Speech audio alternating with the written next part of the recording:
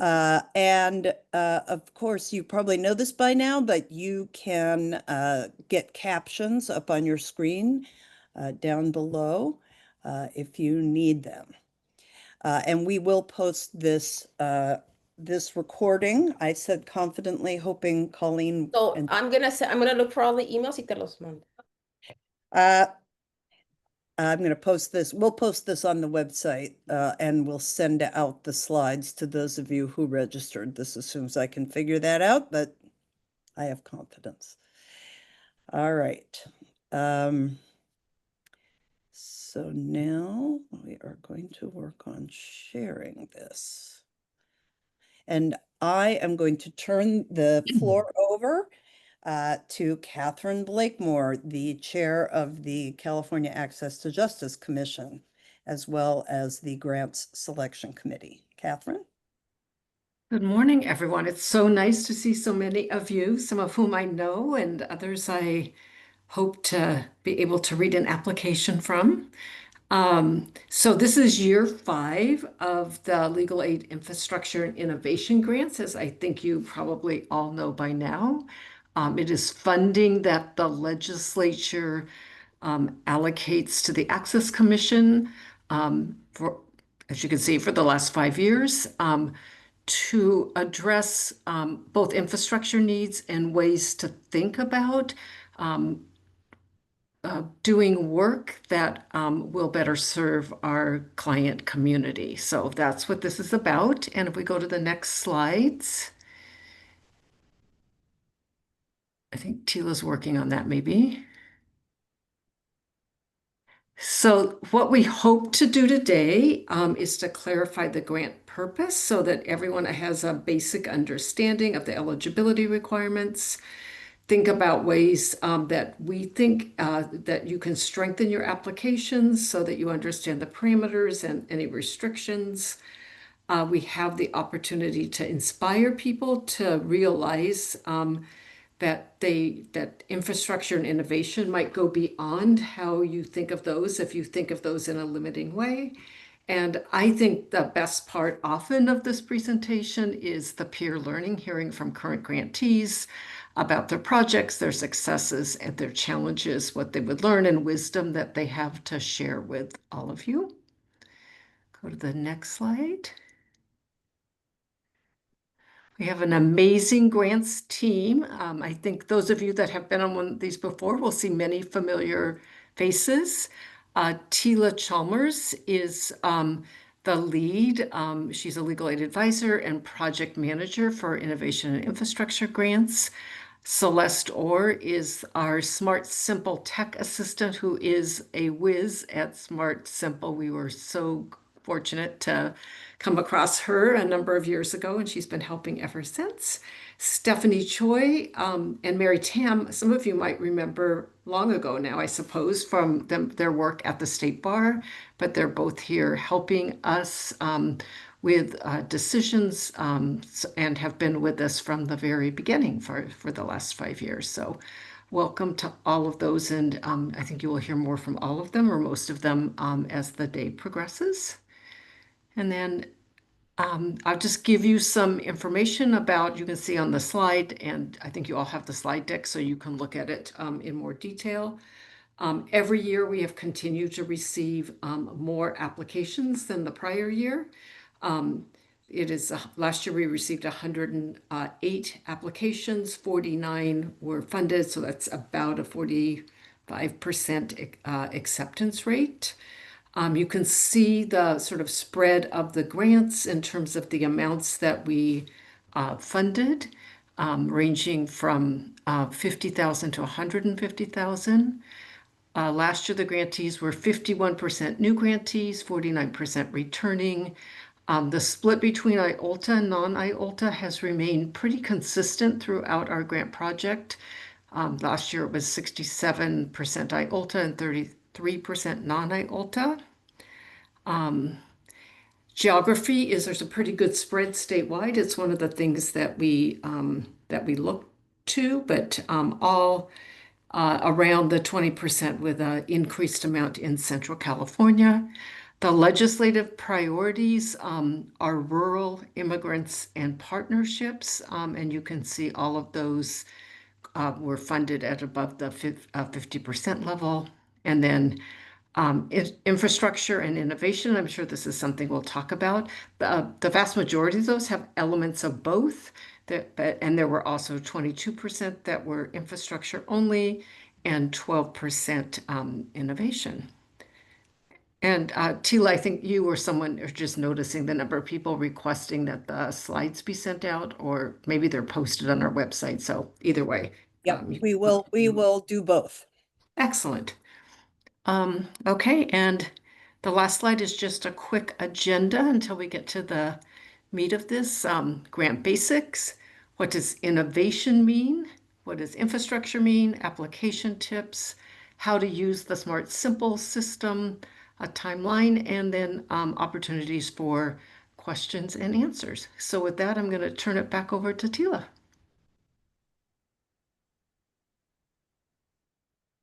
Okay. Hello, everybody. All right, so first we're going to just go over the ABC basics of this grant. As Catherine mentioned, we have the legislature gave us $5 million, and we're only using 125,000 of it for the administration of it. So that leaves us with 4,875,000 to give out. Grants sizes are likely to be between 25 and 150 per project, and most grants between 50 and 150.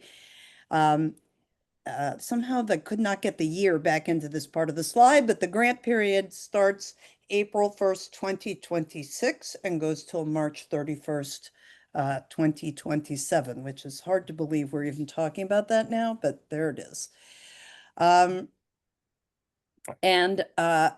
The purpose is to support infrastructure and innovation needs, right? So the legislature was persuaded to make this money available on the argument that we legal aid organizations never have the resources to do those things. We're always just trying to do the regular work, and we never have time to build new things or to try to strengthen our infrastructure. So that is the gist of the purpose of these grants. You must be a 501c3 nonprofit to apply, and you must be providing civil legal aid. This can include support centers. So if you are not a C3, but you are a fiscally sponsored organization, the fiscal sponsor has to be the named applicant. A couple people got tripped up by this last year, so please be attentive to that. If Tides Foundation is your fiscal sponsor, we should be getting an application from Tides Foundation.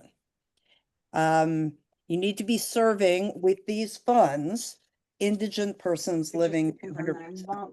I don't have an appointment and I will not be there on Wednesday, but I will be there. Okay, someone is not on mute. And yes, thank you. Okay. You know what? Zoom hates it when you do that. So sorry. Back we go. Okay, and as Catherine mentioned, there are particular areas of focus the legislature is interested in.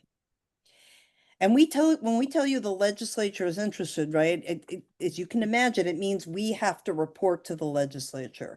So if we didn't give a lot of money to rural organizations, we would be expecting to get a hard time and possibly risk not getting the funding next year. So just remember that that's what we worry about. So this money cannot be used to pay for construction or to supplant existing resources or for fundraising purposes. And here's a quick little tip early on. If you are going to put in your budget someone whose title is Director of Development or Development Associate or something, please put in the narrative why that person is in your proposal and how they're not going to be doing fundraising. Because I know sometimes we give people one title and then we rope them into doing communication or something, but you'll need to explain that, or we will conclude that you are trying to slide some development costs in. So we're going to talk about innovation and then about infrastructure. Innovation, of course, can be a new project, a pilot project, something like that, or an expansion project. So for example, you might want to start a new program providing access to watermelon advocacy in your Gesundheit. Or you might want to expand those services into a neighboring county or to a different population. You might want to incorporate technology, but they could also be partnerships or service delivery models, all kinds of things. Please remember that this is a one-year grant. We have had some folks telling people that they lost their CalATJ funding after 1 year. That's not really the right way to say it. This is a one-year grant. It's intended to be a one-year grant. So in your and believe me, I know this can be a very frustrating phenomenon in fundraising, but this is what we have from the legislature. So your proposal needs to tell us how the project will be supported. Sometimes that's because what you need is more money to get something started, and then it can be incorporated into your regular practices, or there's just one change and then that'll be it. You don't need any more support for it, or you have funders you think will be able to support it, but they don't want to take the risk before it's created. But just be thinking about that. So we have our first presenter is going to be the Community Legal Services of, I think I have to stop sharing to make this work, sorry. This is the part where you wonder, why didn't you get someone to help her with this? Yeah, well, okay, yeah. A fair question, I will agree. So we are going to hear first from Mariam from Community Legal Services of East Palo Alto, and I'm going to work to get back to your slides. Sounds good. I'll just start talking. Oh, well, there we go. I thought I had to buy some time, but we're good. All right. Excellent. You didn't need anybody. You're fine. So, hi, everyone. I'm Miriam Kelly. I am the Director of Pro Bono at Community Legal Services in East Palo Alto. So, we are an organization that is dedicated to the needs of the low-income indigent community in East Palo Alto and surrounding areas. We have three main areas of practice. We have an economic advancement program that does record dismissal clinics and other kind of like reentry work. We have a housing program that helps folks stay in their home through eviction defense and other things. And we have an immigration program. So that's what I've been doing for many years. I started off as a staff attorney on our immigration program, worked my way through, and then a couple of years ago, I transitioned to kind of like overseeing our pro bono portfolio across all of the program areas.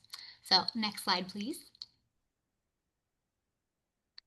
So our project was just kind of about how to innovate, rethink our system, because we have a lot of immigration cases that take on, many, many, many years to process, anywhere from, it'll just take a year or two just until somebody's first hearing date if they're in immigration court, or if they have a U visa, that can take up to 10 plus years. We're talking decades. So we were talking about how to make our legal services more sustainable, how to continue to help folks, but kind of think about it in a different way so that we could leverage the really amazing pro bono networks that really want to do stuff with our organization and to help the community. So kind of just to give some like framework about what we were working with before, our pro bono model for at least for newcomers to the US, folks who are seeking asylum, was broken up into kind of a few pieces.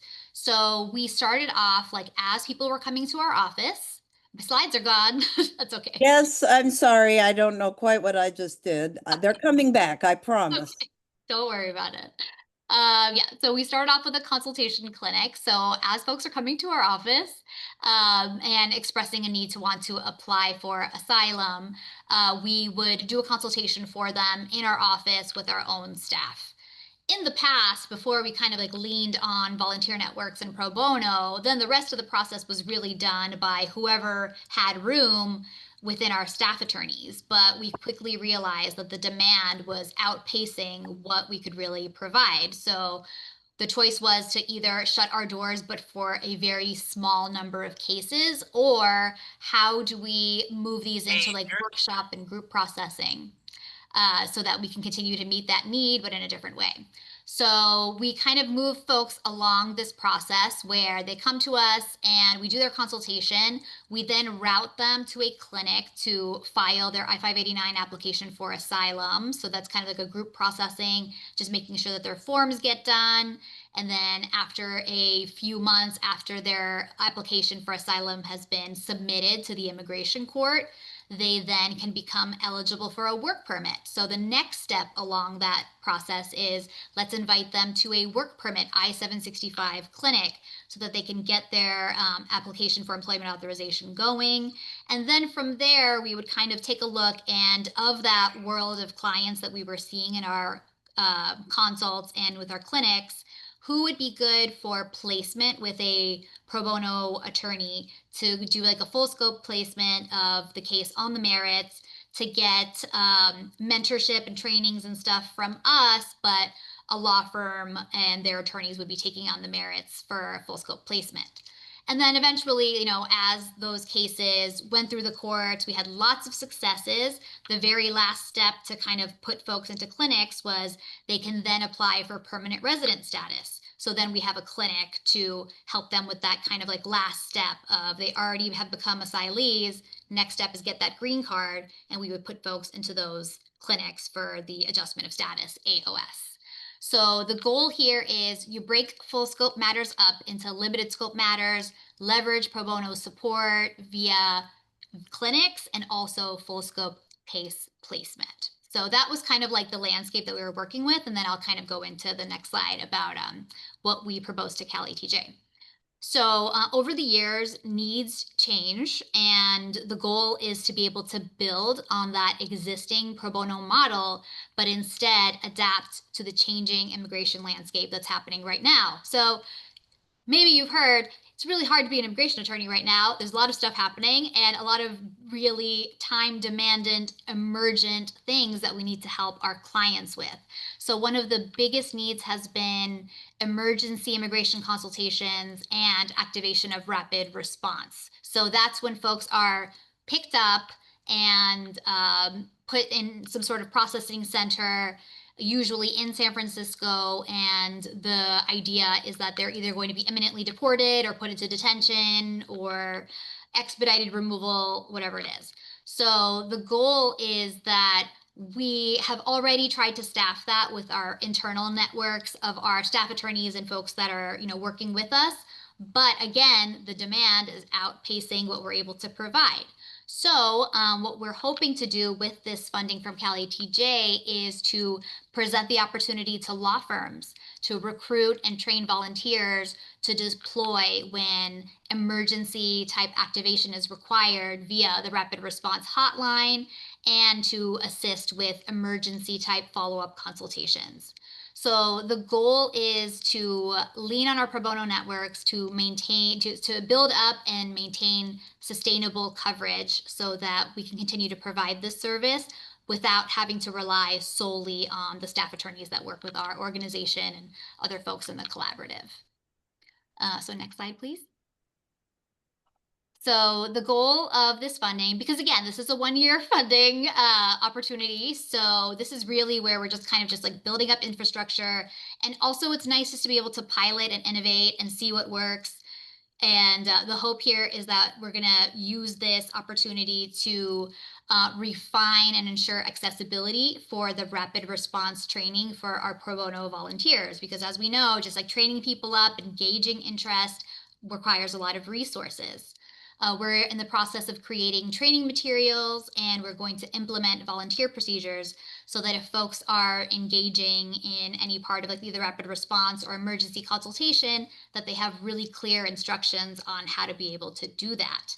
And we also want to be able to leverage our staff time in an efficient way. So schedule consultations and shadowing opportunities for volunteers under the supervision of attorneys that work with us at Community Legal Services in East Palo Alto.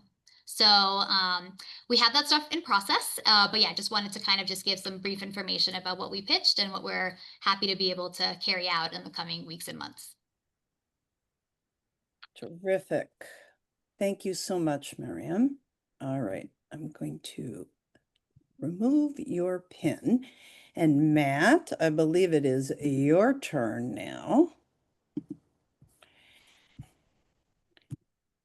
Nope, sorry, not Matt. I'm very organized. Can you tell? Liz, it is your turn to talk to us about Loyola Law School's program. Great, thank you very much. I'm the executive director of the Loyola Social Justice Law Clinic at LMU Loyola Law School, and this is our law clinic program that trains students through live client advocacy to provide holistic legal services to under-resourced individuals and their communities. And we have a number of clinical programs for student interest, but relevant to this project are youth-focused clinics, including the Youth Justice Education and Juvenile Justice Clinic and our immigration clinics. And our grant is innovation, but it may fall in the mixed category with a little infrastructure development. It's a program that's new for us as an expansion of our education practice area to a new client population with a new model of doing the work within that clinic. And we had been trying to figure out how to find the funds to develop the materials and referral network. So we are grateful to this grant. So our Youth Justice Education Clinic has long had a holistic model where they serve the education legal needs of youth who are otherwise involved in other legal systems. And their particular expertise has been working with court-involved youth. And our incoming clinic director wanted to expand our education support to other vulnerable communities. And last year or so, we'd been running across issues facing immigrant youth, particularly newcomer youth to California. And hearing anecdotally about issues like schools denying enrollment or pushing out newly arrived immigrant teenagers. For example, youth who attempt to enroll in school and being told that they won't have time to gather the appropriate number of credits to graduate, so they shouldn't bother enrolling in their public school, despite the rights of newcomer youth to graduate with fewer credits, and also receiving requests from immigration service provider nonprofits that didn't have education law practices in-house to support education advocacy for their clients in school. For example, if newcomer youth were denied special ed assessments by administrators claiming that the issues were merely language barriers due to having been here only a short time, but then also not providing language support for the youth. And so we have a strong partner agency here in Los Angeles, Public Counsel, that also has both an immigration and an education law programs, and they confirmed seeing these same issues. And we wanted to work together to develop the expertise to support these youth and to more effectively get this information to other immigration service providers that are already working with newcomer youth and their caregivers.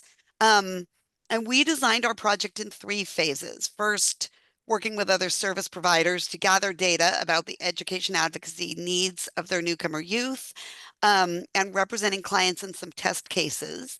And then developing Know Your Rights materials, advocacy tools, and trainings to educate service providers in the needs of newcomer youth. And then third, through both of these, to build a network of practitioners to identify and refer these legal issues to us as appropriate. So Public Counsel's our sub-grantee in this grant and working closely with us on this.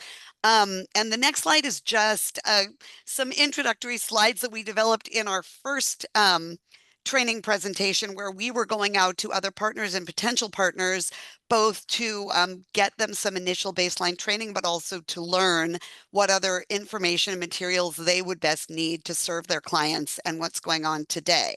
While we in Public Counsel can represent some of the youth who need these services, and train our students and pro bonos to do it. It's not the most efficient way to support the most young people in school. And we've found that advocates from agencies who are already working directly with newcomer youth, already having both the access to a lot of youth, but also their trust, can use the information and tools that we're creating to help students and their ed right holders to raise the issues with their schools initially and assert their rights, such as to enroll their student or ask for special ed assessments. And then also to know when they have more complex cases or when the schools are denying what they're asking for, who they can refer the cases to, and to be able to make warm handoffs, because we've created these relationships through our series of trainings and meetings this year. So this is just a couple of the slides, but it's been great to start these sessions and hear back from agencies about what else would be helpful, and creating these new partnerships, especially now, where potential clients are facing extra challenges due to the fear in the community, due to the fact that some sponsors of unaccompanied youth have now perhaps been intimidating into not sponsoring them, and perhaps more of the youth going into the foster system, and all of the service providers and caregivers needing this education even more, because they're the ones the youth trust that they can really connect to and refer to us. So again, just a very brief description of what we're going to be trying to do this year. Terrific. Thank you, Liz. There's Liz's contact information. If you've decided you want to build one of these yourself in your area, go for it. All right. So now we are going to continue just to talk about the next things. Before I start on infrastructure, many questions in the chat. I will get to them in a little burst at the end of this section. But in the meantime, please don't miss CalATJ.org. And then you can click on grants. Will take you to the Notice of Funding Availability, NOFA, which has attached to it the FAQs. Many of the questions showing up in the chat are answered in the FAQs, so please be sure to check that out. Okay, so what is infrastructure?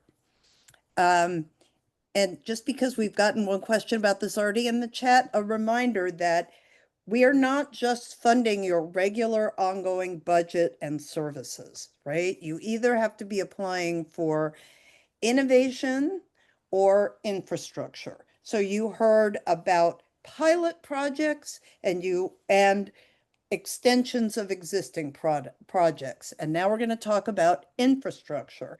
So that is a question of capacity building. This can be, we need a new case management system, or as is very common, we have legal server, but we didn't get the XYZ platform addition plugin, blah, blah, blah, that it turns out we really need. Or our data, what do you call that? Transfer situation needs a lot of help. It can be like that. And there are a spectrum of people, of organizations, right? So we get these folks who want to do incredible things with AI, and that's their infrastructure build out. And then we get people who are hoping to put many spreadsheets into one spreadsheet. And that's an infrastructure project, right? So you don't have to be the world's highest tech organization. As a note, we do love in both infrastructure and innovation, we do love it when you're doing something that might be of use to your colleagues in other organizations.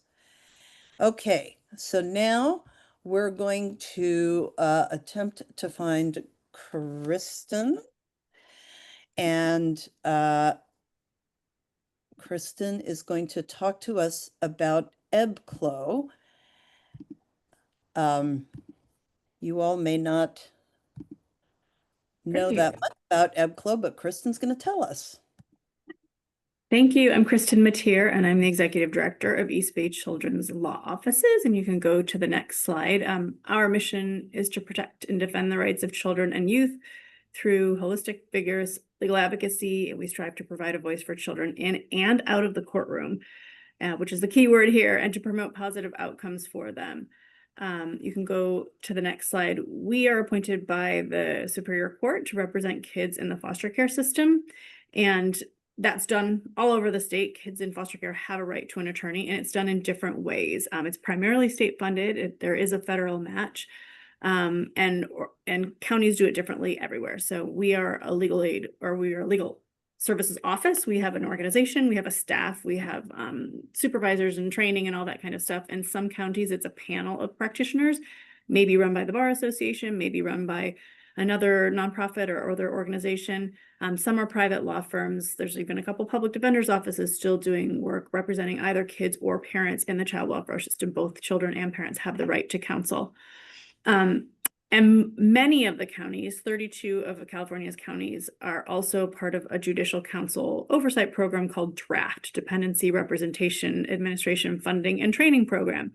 And as a participant in DRAFT, all of the organizations, no matter what their format, use a particular database system, client database system called JCATS, and it is provided to us by the state, and we're required to use it. You can go to the next slide. JCATS is fabulous at tracking. My staff might not agree because they don't like putting their time and everything in JCATS, but JCATS is fabulous at keeping track of things related to dependency court proceedings. So calendaring, timekeeping, case notes, results and outcomes from particular types of hearings, and running all sorts of reports that can tell you how long children's been in foster care, what kind of exits they have from the system, all those kinds of things. Back when I mentioned our mission, our goal is to provide a voice for children both in the courtroom and outside of the courtroom. And one of the big places we do that is school. And JCATS is not designed to track any kind of advocacy outside of the courtroom, most particularly at school. So our innovation project is to get funding, 1-year funding, to build out JCATS, to incorporate other out-of-court funding, in particular for us, this education funding. And what's cool about doing that in JCATS is that once we do it, it can be turned on for all of the other counties using JCATS. So all 32 counties that, I think it's actually almost every county, county in California has access. Not all of them currently access it, but they do have the ability to access it. So not only will it become available to everybody, but we can also use some of the other organizations and other counties who are already doing this kind of work to help us build it. So we're collaborating with some other organizations to get their input about what would be helpful to track in this system, what would be helpful to have reports from in the system, and all those types of things. In addition, we're not partnering in terms of the formal partnership arrangement that the ATJ requires, but we're consulting with a couple of organizations who do education work as sort of their main bread and butter, who don't represent kids in foster care, but they already have databases in other systems that do track education advocacy and education work. So we can pull from that to decide what it is we want to keep track of, how we want to keep track of it, and all those things. You can go to the next slide. And so our project is building this out with the sister agencies who use it and with other organizations who do this work in other capacities and in other systems. And you can go to the next slide. And there's a lot of ways in which we think it's going to help. I mean, first, it's going to help our individual clients. We're going to have them not fall through the cracks so that we can really track what's going on at school for our clients, and have in the time that they're with us, because they're in foster care, we can really make a difference in what's happening for them at school. We can also analyze what we're doing and decide if it's actually the most helpful use of our resources. Are we really helping kids? Is this a good use of resources? Because we have a better sense of the activities we're doing, how long it takes, what the results are that we're getting. There is a sort of fundraising potential benefit from it as well. If we can better track our education advocacy, maybe we can get better funding for it. This is a completely privately funded aspect of our operation. We have government funding to do the courtroom work, but not the out-of-court work. So this is an opportunity that perhaps the results that we get from it will lead to something else. And the last benefit to our particular project is that it's not just about East Bay Children's Law Office's clients. It is about kids throughout the state, because we are able to share this work with anyone using the JCAT system throughout the state. So that is a close project. Thank you, Kristen. Really an excellent example, both of an infrastructure improvement and also one that has impact outside of your own organization. Okay, and our last example comes from Matt, who is somewhere. I'm here. Hi. Okay. I may or may not be successful in pinning you because you're kind of hard to pin down, I think. Okay. Talk to us, Matt. Hi, everyone. Thank you all for being here, and thank you, Tila, for the opportunity to talk about the California Pro Bono Portal and our grant. So my name is Matt Kugazaki. I use he, him, his pronouns, and I'm the Pro Bono Director at Inland Counties Legal Services. ICLS serves Riverside and San Bernardino counties. And one of the reasons why we wanted this grant is so important to us is we have a very large service area, and we are very under-resourced in terms of attorneys and volunteers. Our service region has about 12 to 13% of California's population, but only about 3% of California's lawyers. So for us, the California Pro Bono Portal, which I'll talk about just for a few minutes, really is key to our pro bono strategy. And we can go to the next slide. So for anyone who isn't aware, the California Pro Bono Portal was launched in January of last year. It's calprobono.org. There is a QR code in case you're interested. But what it basically is a platform that connects volunteers throughout California, attorneys, non-attorneys, and other professionals to pro bono opportunities at various organizations. Currently, we have, I believe, 40. There are 40 legal aid organizations and other organizations that provide legal services on the portal. And we have, I think, close to 2,000 volunteers. We also have local organizations, bar associations, law firms, and more that are part of the whole network. You can see here, too, we have a bunch of different partners, which this grant has really solidified for us, including the Access to Justice Commission, DLAC, Legal Aid Association of California, LAFLA, One Justice, Pro Bono Training Institute, and the California State Bar. And then you can see there is a lovely screenshot of the portal. But basically what the portal is, as I mentioned, it connects volunteers to these organizations. So what we wanted to do this year with this grant, it's kind of two forms of infrastructure. One for the statewide ecosystem, which includes all of the legal aid organizations in California. We have heard from folks about enhancements, technological enhancements to the portal that would be helpful. So we are trying to build those through this grant. And then also for ICLS, when we started with the portal, we started using it and we've had a lot of success on it, but what we are building is a toolkit to have a more thoughtful approach to building the California portal. At the beginning, with our volunteers that are coming in through the state of California, they would come in through our website, but the portal provides a more streamlined and organized mechanism for us to get volunteers to meet with the various different types of projects and programs at our organization. Here's a summary of the key grant features, which I think outline kind of how this really is trying to be part of the California pro bono ecosystem. First, the portal advisory committee includes stakeholders across California, which includes a number of legal aid organizations, the partners listed on the last slide, but also LISNIC, or Legal Services of Northern California, and Central California Legal Services. Our goal is to get a lot of voices to understand what are the needs for this service and that we can incorporate those needs in an informed way as we're building the tech enhancements to the portal. So the first thing that this grant helps us do is create that portal advisory committee and kind of solidify the structure of that and how we do that. In addition to legal aid organizations, we have law firms, we have in-house counsel, we have One Justice, Pro Bono Training Institute, and other kind of key stakeholders in the delivery of pro bono, both regionally in our own respective regions, but also statewide. So that is kind of the first key of this grant. The second part of the grant is to build community-informed tech enhancements to the portal. Even in kind of before this grant, as I mentioned, the portal's been operating for about a year before this grant. We learned about different like tech features to help enhance the portal so that more organizations would be successful in connecting with volunteers for their region. So that's what the advisory committee does, and we build those enhancements to the portal. As I mentioned, this also helps us build the infrastructure with our own organization. So we're building a toolkit for us to use the portal, integrate it onto our website, integrate it into our own policies, training materials, so that we can maximize the use of this tech platform. And then we are going to provide that toolkit throughout organizations across California, starting with LISNIC and Central California Legal Services, but we are going to make it available through marketing, through training to any organization throughout California that would benefit for the portal.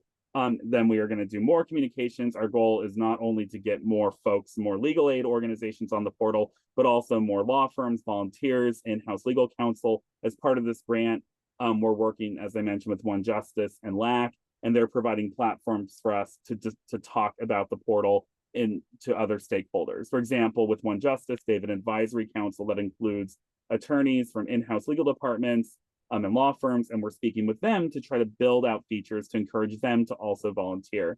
And then, of course, sustainability planning is important to this grant. As Tila mentioned, this grant is for a year, so we want to make sure that all of the progress and tech enhancements and toolkits and everything that were created through this year has a place to continue to grow and flourish, beyond this grant period. Finally, I'll end with, it is a we thing, so I will share if anyone has questions about this grant or about the portal itself. If there's any organization here who's hearing about the portal for the first time or has heard about it, but not really thought about integrating it, I encourage you to reach out. I would be happy to talk with anyone, or you could join. We have, through this grant, we have monthly stakeholder calls that everyone could be invited to if you are interested in learning more. So please feel free to reach out. I will share, it has been wonderful for us. We're getting volunteers from throughout the state. As I started with, we are very under-resourced, so getting volunteers throughout the state with expertise or interest or time, or soon reporting requirements regarding pro bono to bring resources to our region has been wonderful to see. And we're able to serve more people because of this, and we're able to maximize the efficiency through this grant. So I think that's it. I think this is the last slide.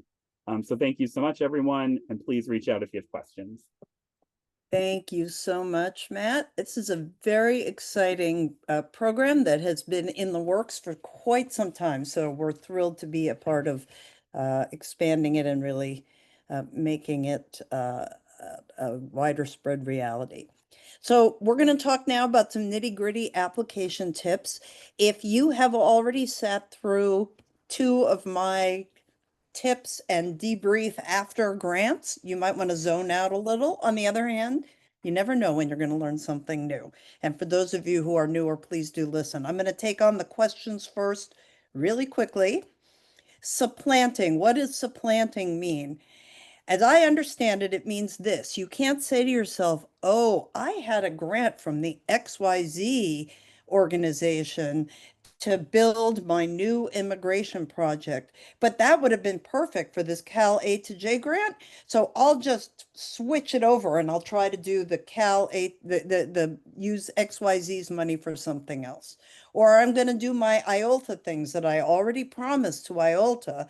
I'm going to promise them as well to CalATJ, okay? Can you use the grant for current budget and programs? I've been trying to be clear about this. Really, no. No is the answer. I think I say this somewhere on a slide somewhere, but we've had examples, or no, it's in the FAQs. We've had organizations that say, we already do this service in San Jose. We want to start doing this service in the Central Valley. That's fine, because that's a new thing you're doing, an expansion. We already have a clinic in English, and we want to start a clinic in Spanish. That's new too. But we've been doing this clinic for 10 years, and we are worried that we won't have enough money to do it next year. That doesn't fit in innovation and infrastructure. It doesn't mean we don't think it's an amazing thing. It just means that's not what the legislature appropriated these funds for. You don't have to be certified to provide civil legal services, and you don't have to be IOLTA, an IOLTA grantee. But you do have to have a program doing civil legal services.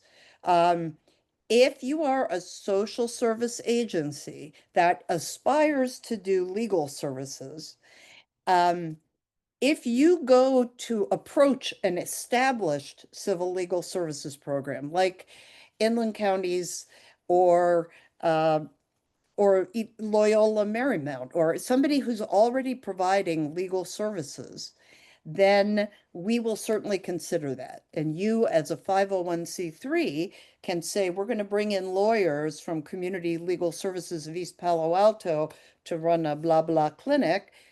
That's fine.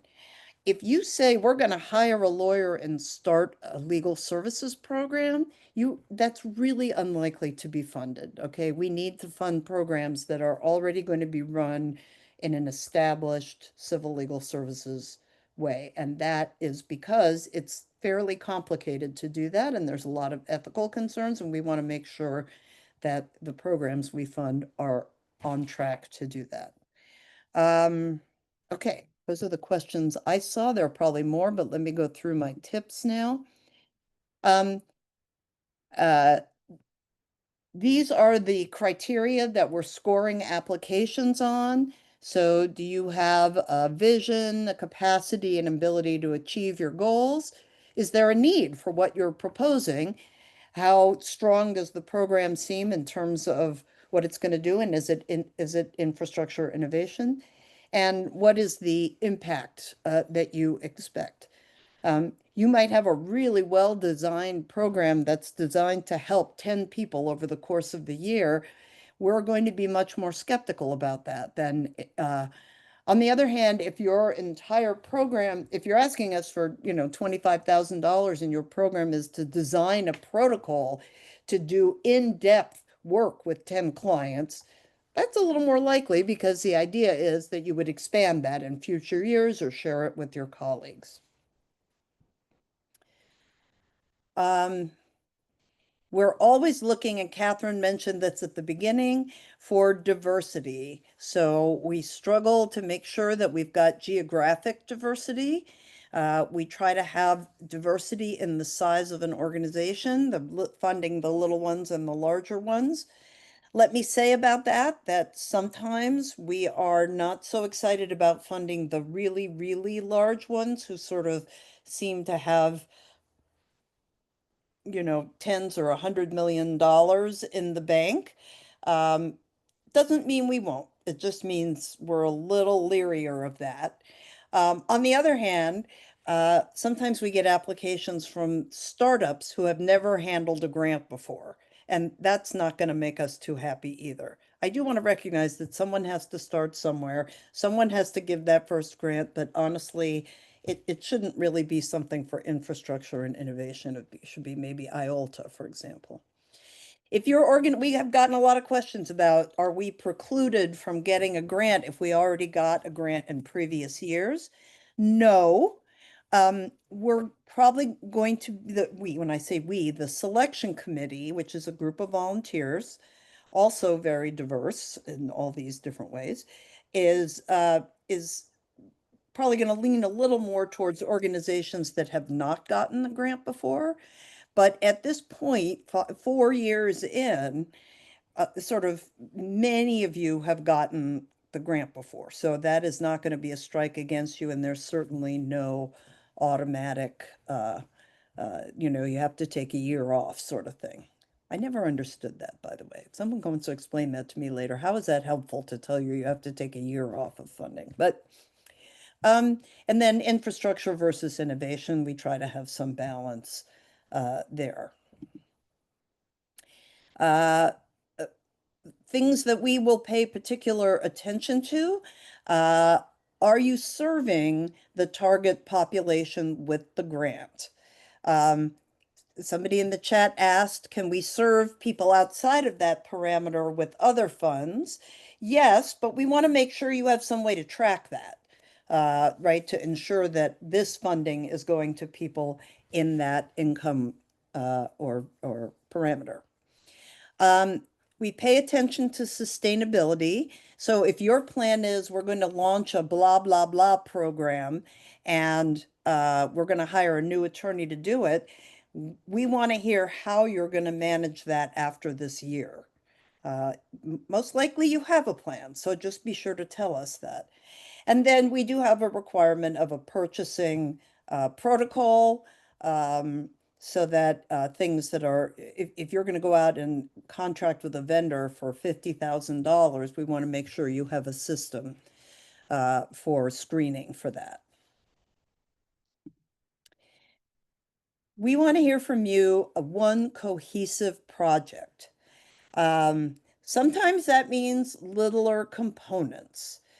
So for example, Matt was just describing, first we're going to have this committee, and then we're going to be working on outreach, and then we're going to be rebuilding or retooling the website, and then we're, those are all pieces of the same project.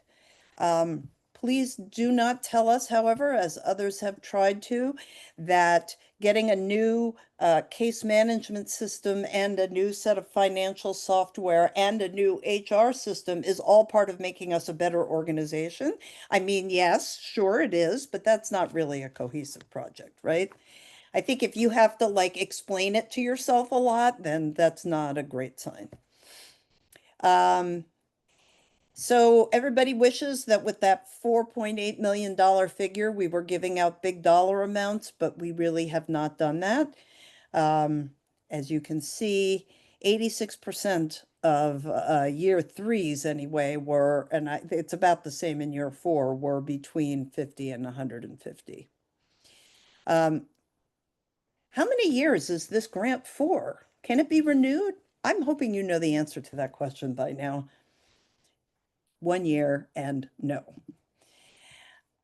Here is where you will find a bunch of resources, including some information on past grant awards and the policy and the scoring guide and so forth.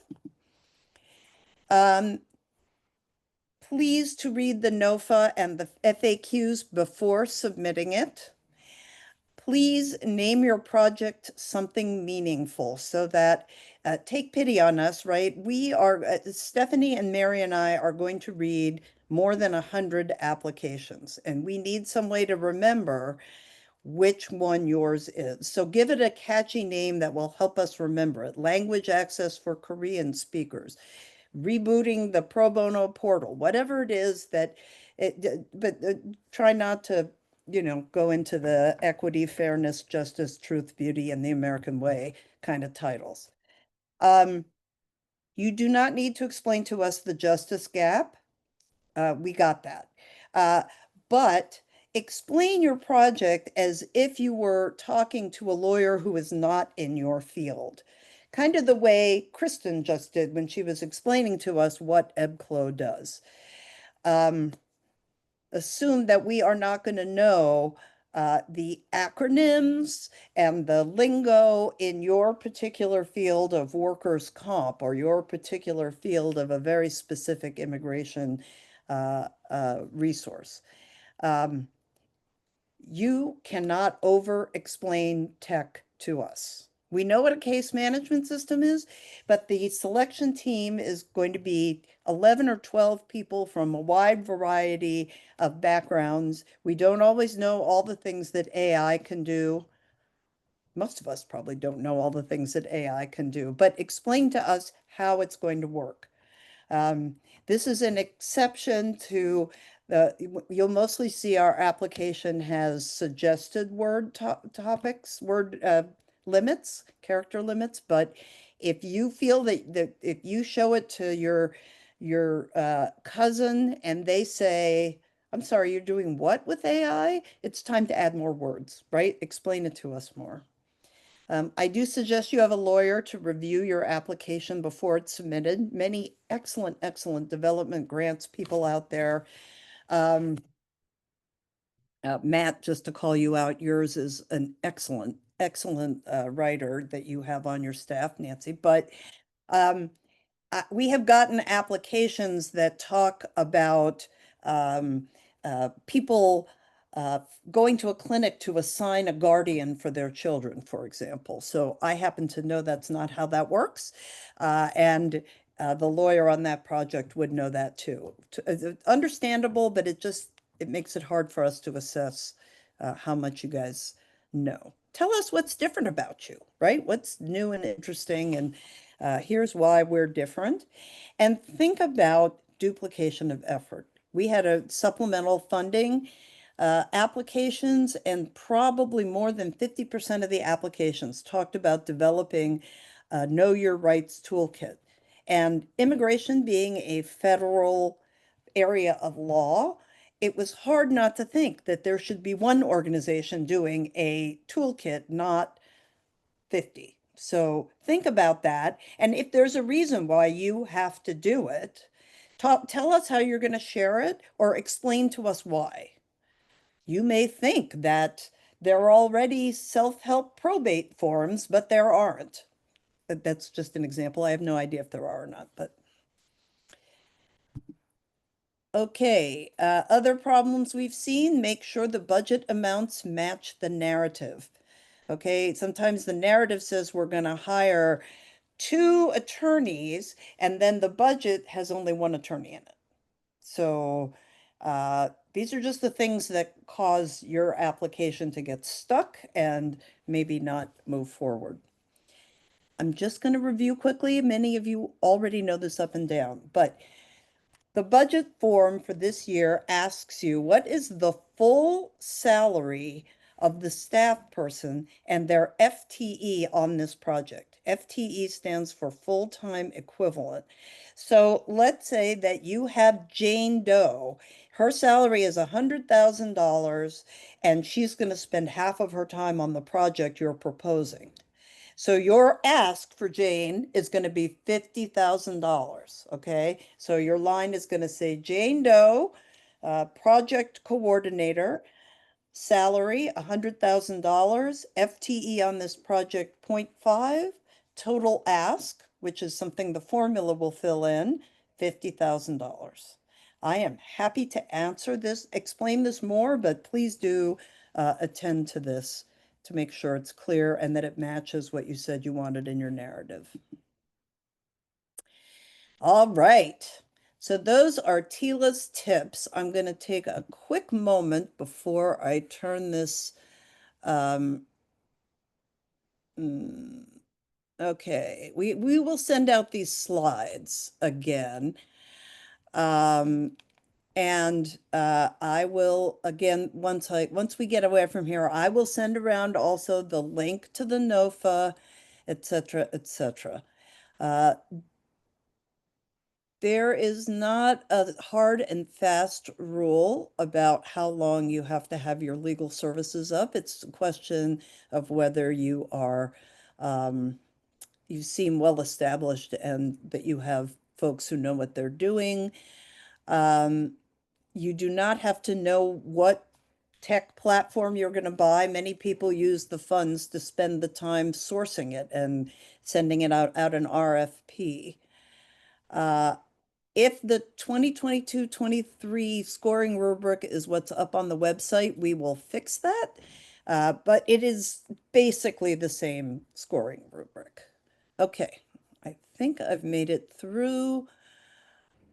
Yes. Oh, Amelia, thank you. That's an excellent question. So this application happens in 2 steps. Step 1, and you're going to hear this from Celeste in just a moment, but step 1 is the bird's eye view budget, right? There is a form you need to fill out, but it can say Jane $100,000, and then it might say consultant on tech problems and $20,000, but you don't know who the consultant is yet, and you also don't know whether you're going to spend the office supply money on pencils or a portable printer. Okay, you don't have to know that. Once you get through this process, at the end of this fall, in early December, we will be notifying people either, I'm sorry, your application was not conditionally approved, or Mazel tov, your application was conditionally approved. Conditionally approved means you're then going to move on to providing more documentation. That will include a much more detailed budget, and it will include, your documentation of your C3 status, for example. If you're going to have sub-grantees, then you're going to need to have an agreement with them that you also upload. So when you go on, Celeste is going to say this, but I'm going to say it again. When you go online, you'll see you're in application. You'll go to the end of application. At the top, you'll see another tab that says supplemental information. That means after the conditional approval. So you don't have to worry about that now. Should I wave my arms some more? You don't have to worry about that now because that's only going to come into effect if you are conditionally approved. And until then, you won't be able to fill in there anyway. So please don't send me an email telling me you can't upload anything into supplemental information. All right. And now we are going to find Celeste. Here she is right here. It's magic. And Celeste is going to talk us through the Smart Simple platform, which is the platform that you are going to use to apply. And if you are funded, it will be the platform you use to report. Celeste. Right. Thank you, Tila. And hi, everyone. I'm happy to be here and happy to be on this project again. Some of you probably recognize me from emails and Smart Simple Tech already, but yeah, so I'm just going to quickly introduce the areas of the Smart Simple platform that we use for applications, also to keep your organization information up to date and your contact information up to date. And then you will also use Smart Simple for reporting, budget revisions, any of that. So this is the login page. You see the link there. First-time applicants must register your organization to create a Smart Simple account, and you will do that through the little button that says new to the system, register. You'll see that on the login page. There are some really beautiful instructional videos that Mary Tam did for us about how to register, how to add a new user to your organization, and then how to start a new application. If you have trouble registering, we do understand that some organizations have had turnover, it's saying our organization already exists in the system, but no one, knows how to get into it. Just email me. You see my email address there, and I'll be happy to go in on the back end, get all of the, activation emails sent to you and all that good stuff. So yes, you see the alert in the bottom right of these screenshots over here. If you get that alert and it says, please contact the person who completed your profile to be added, but you don't know who that is, and you check around at your org and that it is no one, just email us and we'll be able to get you in to the portal. All right, I think next slide, Tila. All right, once you are in the portal and you're ready, this is a screenshot from past years, but you will see a button there that says start a new application. Please only click start a new application if you are sure that no one in your organization has started one, because the system will technically allow you to start more than one application, but we will not accept more than one application per organization. So a good way to do that is to check the dashboard, which when this screenshot was taken was in the upper right-hand corner. As all tech things do, we've had an upgrade that was not optional, it was mandatory. It moved the dashboard link to the left. So now when you log in, you'll see that dashboard link on the left, and that is how you can, go and check for other applications. You can also use that all applications shortcut that is in this screenshot with the number 15 on top of it. No one should have a 15. This is our test portal, but you can see all applications that have been started or in any variation of statuses within that all applications link. All right, next slide. Does it go to timeline for me, Tila, or? Oh yeah, maybe we go back because I did want to point out the supplemental information which you already shared. But we may have lost those To slides. point it out again, I have to say. Celeste, we did get a question about, do we really have to use the budget form, and is it linked in the application? Yes, so the budget form is linked on that supplemental information tab. So it's not required, and I don't know if it's linked on the actual application tab, but if it's not, I can add it there. In the supplemental information stage of conditional approval, again, after December, you are required to use that template. And the reason is that it will become your template for reporting. And we have certain columns, certain calculations that are locked. We have spent a lot of time to get that template to a place where we can trust the calculations and we don't have to spend extra admin. That's how we keep our admin budget low, is by, you know, using some of those tools that we can trust those formulas on. So yes, you do have to use the budget template. Tila, do we have a screenshot of the supplemental info? Because if we don't, I can share my screen and demonstrate that really quickly if you want me Yes. to. Why don't you? Because we don't. I don't know. Sure. Yeah. No problem. Let me get ready over here. Yeah. Okay. I will share my screen. Okay, so in this scenario, I'll go back really quickly. So this is the homepage that you should see on your side. Now this is the live portal. You can start a new application here. And when you do, the first thing you need to do is click Save Draft so that the application populates correctly. And you'll have different tabs of information. So here's the general project information. Very important to give us your project contact. All of this is important, but I like to point out that.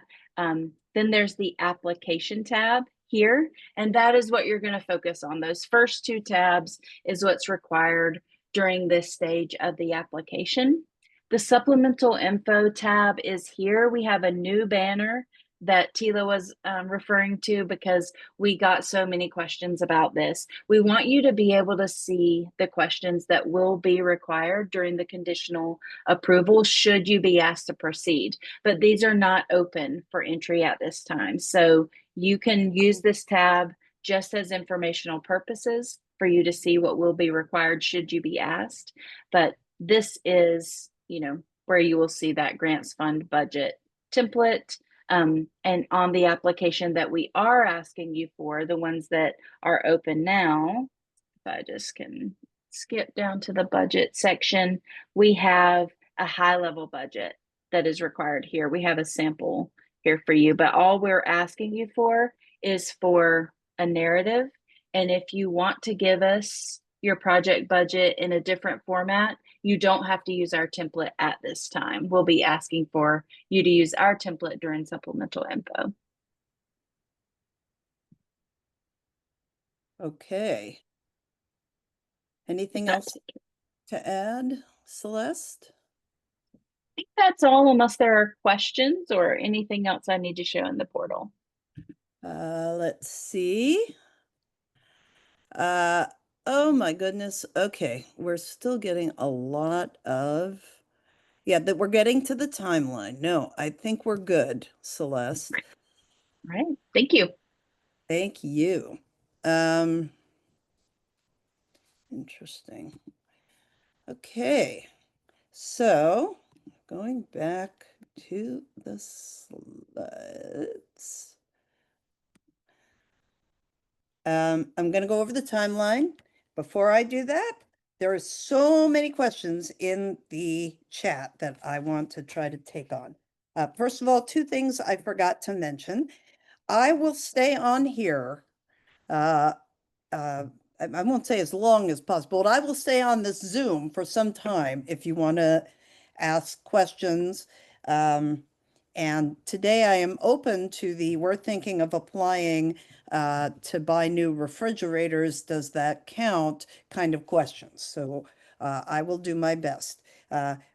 Caveat, I am not the decision maker.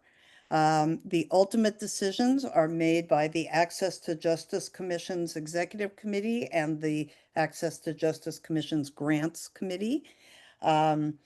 So the process is that Stephanie and Mary and I work with the selection committee. We come up with the recommendations, we pass them on up the ladder that way. So if I tell you we're not likely to fund that, it doesn't mean we absolutely won't. Conversely, if I tell you, wow, that sounds like a very cool project, it doesn't mean that it will ultimately get funded. So I imagine you all knew that, but just wanted to make sure. Okay, just to review for a second. If you are not an organization whose mission is to provide free legal services, civil legal services, then you need to either have a department which has done that for some time. An example might be Catholic Charities, which has a very well-established department providing legal services, immigration legal services, or Jewish Family and Children's Services, the same thing. They have an immigration program and attorneys on staff. Or you can either have or be proposing a partnership. So you're a social services agency in Riverside. Matt is here on my screen, so I'm going to pick on him again. Also, he's a pal of mine. You're going to call up Matt and say, Matt, I'm hoping that Inland County's Legal Services would like to partner with us and do legal clinics in the blah, blah social services center. And if Matt says yes, then your application could be for your organization and Inland Counties to launch this joint clinic program. Okay. If you want to, if you have a subcontracting private attorney who's doing stuff in your organization now, or that's the model you want to use, that is unlikely to be funded. Okay, because it's just it has too many oversight problems associated with it. So either you have an established legal services program within your social services agency, or you're proposing a partnership with an existing established particular legal services program. All right. I also forgot to mention, although it is in the FAQs, the only time you could submit two proposals is if you are submitting your own proposal for your new XYZ project, and you've also been asked to provide assistance or partnership in somebody else's blah, blah, blah project. Okay, you can do that. You can be a lead in one and a sub in the other, but you can't submit two applications for two different projects. Okay. Moving on to the timeline. The application is available online now. Applications are due September 19th, 2024. See, every time I edit this, I swear I edited this slide. Okay. So please to imagine the different number here, because I don't think I can do that now. The applications are due obviously September 29th of this year, 2025. Okay. Then we're going to spend October, November, and the very early part of December. Staff reads every single application that comes in, winnows it down somewhat for the selection committee. They read those and a recommendation is made, as I mentioned, to the grants committee, who then forward their recommendation to the executive committee of the Access to Justice Commission. We plan to announce conditional awards mid to late December. If you were not conditionally approved, we will also tell you at that time. Then for those of you who got conditional approval, January 31st will be your deadline for submitting the supplemental information that we were just looking at. We'll announce the final awards February 27th, and then the grant period begins April 1st. Generally speaking, everything's going to be fine with the supplemental information, and people who got conditional awards are going to get final awards. The times that hasn't happened is if someone just stops returning our calls and doesn't submit the information, or you thought you were going to be a C3, for example, by the time this happened, but you weren't. So let me just see if there's, okay, Celeste, who operates at the speed of sound, has provided a template link to the budget question in the application. So if you have it open, just refresh it and you'll see the link to the budget template. Okay.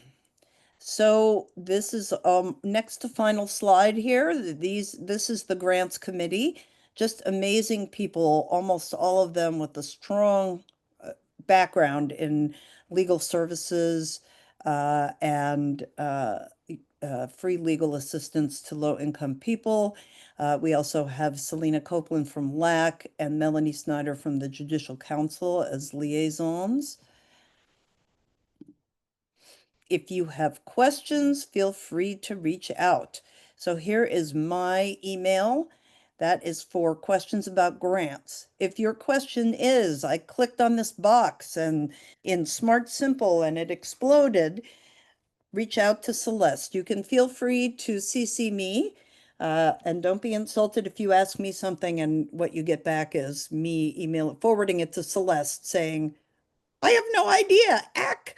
So Celeste has the patience of a saint and is always happy to answer questions, as am I. Although I wouldn't say I'm a saint. Okay, so with that, I'm going to keep looking at the me. Okay, so once again, if you've received a grant, you can apply for another project. Absolutely. One thing that we will consider is if you got a grant every year for the last 4 years, we're going to try to be helping out folks who are not in that situation. But that doesn't mean that you won't get funded. Okay. And with that, I think what I'm going to do is say farewell to those of you who are ready to leave, and thank you very much. If you have a question you already know about now, please stay on. I'm going to send around. There you go. Celeste just sent you her email. Thank you. Again, the speed of light. I will, at the close of this, send around the slides and we will post this recording. But now I am available to answer your questions. So let's just give folks a minute to say thank you, which is very sweet, and send little hearts, also very sweet. And then say goodbye to those of you who don't have current questions. And let me just say thank you so much to Matt and Kristen and Liz and Miriam for sharing their projects, very cool projects with us. Thanks so much. All right. All right, let's let the disappearing. All right. So as folks log off, is there anybody who, at this point, you can unmute and ask any questions that you have? Or maybe put up your Zoom hand. How about that? Put up your Zoom hand. Or don't. Amelia, that's all right. A real hand works if I can see you. I couldn't find the button. I understand.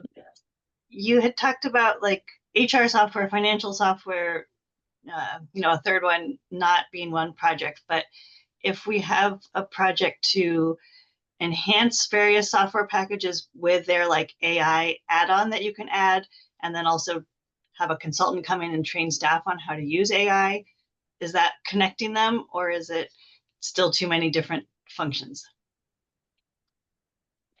That's a good question to which I do not have a definitive answer. I guess what I would say is just if I would be sure to spell out the connection for us. Here's how this is all one big project, because our staff doesn't know, I'm making this up, our staff doesn't know bupkis about AI. We really wanted to go through all these programs, but it's basically the same skill set that they have to learn for all the different projects. Explain to us how it's one big project. Okay, thank you. Of course. Emily has her Zoom. Oh, I apologize if you already answered this and I missed it. I just wondered, we're thinking about a new grants management system, and we just wondered if we need to have that system already identified before we submit, or if we can use some of the time to identify that. Yeah, okay. No, I think it's great to use the time to identify it, honestly, because sometimes people propose, I want to use the XYZ program, and we Yeah. sort of wonder, did they look at this or did they just hear that somebody was using XYZ and it's cool? So that's totally fine. Okay, great. Yeah. We wanted to make No. sure we get there. There was something I was so determined to say and I didn't. So yay for those of you who are here. Um, uh, and that is just be realistic about how much time it's going to take you to hire, right? A lot of people say, okay, the grant starts April 1st, so I'm going to hire April 1st. And we're trying this year to move the time of notification back, so you could actually have a little over a month to do the hiring. But in today's environment, uh, I would not put in your budget a salary that starts April 1st, or I would think about it very carefully. If you already know who you want to hire, that's one thing, but we do get a lot of folks who are, you know, not able to hire, and they have to ask for a budget extension, which is allowed to some limited degree, but is just a hassle for everybody. So, Esther, and then I'll try to get the chat questions. Hello. So couple questions. In terms of innovation, I know you said tech isn't like a prerequisite, but I just really want to clarify. There's a program at my organization which has never been formalized, but it's really about upskilling lawyers, especially newer recent graduate attorneys, to be skilled in child welfare specifically, because this is something that's kind of an under-resourced subsector of law. And it's never been a formalized program, but it's definitely innovative in terms of trying to build out a formalized program that combines an interdisciplinary approach along with technical and experience from senior attorneys. Would that technically qualify for Yeah. innovation? I mean, that sounds innovative to me. I mean, you've never been able to fully implement it or you know, make it a part of the organization. I think that sounds fine. Yeah. And you know, I think one of the reasons I wanted to ask Community Legal Services to present is because their innovation was a service delivery innovation. You know, it wasn't really about tech at all. It was, okay, we used to do this, but now we have to think about how pro bono lawyers want to do something else. Okay. Okay. Is there anything that previous awardees should know about the evaluation process for organizations seeking a second round of funding? I would say we ask, is this the same project? Hopefully that's clear and we don't spend any time on that. I will say, and I think I put this in the FAQs, we had an organization that applied for funding to use AI, to build an AI intake form in Spanish. And then the following year, they applied to do that process with indigenous languages. And they explained how that was a very different thing, and many indigenous languages are not written, and so here are the added complications. So that was fine. We heard that as a separate project. So we'll ask, is this the same project? And then honestly, it's just how many other great applications did we get from people who haven't had a chance at this money before? And weighing the impact of your proposal versus those other ones. And that's a thing you can't control except to submit a really fabulous grant proposal. Okay, so more continued discussion about the social service agencies with attorneys as add-ons. Can the attorneys be not attorneys but DOJ accredited reps? Yes. Is that an answer with that tone? Yes. They can be. We're going to worry about supervision, right? We're going to worry about supervision. And I see the question in the chat has a contracted attorney doing that. I would want to hear about how experienced is the contract attorney? How long has that person been doing this? How long have they been practicing immigration law? What's the system for oversight? Are they pro bono? Because I think there are people who use pro bono experts and don't have in-house experts, particularly smaller orgs, and that's great. We just need to see that this is not Louise, who graduated from law school last year, will be overseeing these accredited reps, okay? Okay. You can keep putting Zoom hands up if you like. La la la. Okay, I'm out of questions in the chat. No, see, that's what happens when you say that. No, all right. Okay, so with that, let me thank you all for being here, for your patience with my limited tech skills. And I look forward to reading your applications if you choose to submit them. Thanks so much. Sheila. Thank you, Matt. What a hero you are. Oh, thank you for the opportunity. I was chatting with some people about the portal, or someone about the portal. So Yeah, I was actually excited that it would be your chance to, pitch it. I know I'm gonna ask the developer. Hopefully, there's like a spike in the website clicks from Yeah, this. right, So right. That would be good. That would be good. Well, I'll Thank you send for- out these slides, so hopefully people who didn't quite grok it will grok it then. yeah. Well, thank you. I should jump. And Nancy Yeah, was me too. so happy to hear your comment. I shared your shout out. So thank you for that. That's so kind. Excellent. I actually sent her an email. I think I did. Maybe I sent her an email in my head, but I meant to send her an email saying, her report that she submitted was just, it was like I'm thinking, I don't know where I would post this, but like, here is an example of what a report should look like. So That looks so nice. Yeah, we worked on it all together. So it's Good. nice. Yeah, that's it kind. was excellent. Plain language, short, sweet, clear. Yeah. Okay. Thanks, Matt. Thanks, everybody. Bye. Guess I have to stop.